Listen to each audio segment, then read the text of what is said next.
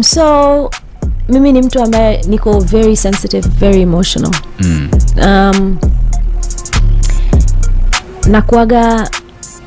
Nakuaga mwepesi sana wa kuumia. Sana kwa sababu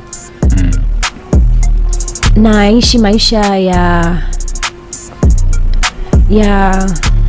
kusifia sana. Una msimamo. Actually alisema kuhusu msimamo wako ni balaa. Mara ya kwanza ulimkatalia kwamba sikiza kwamba usicheze na hisia zangu.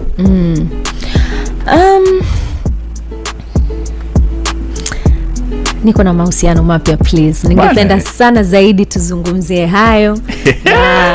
Vitu vipya. You know, we're moving forward. Namtakia kila laheri na Mwenyezi Mungu aendelee kumbariki katika kila kitu ambacho anakifanya. Okay.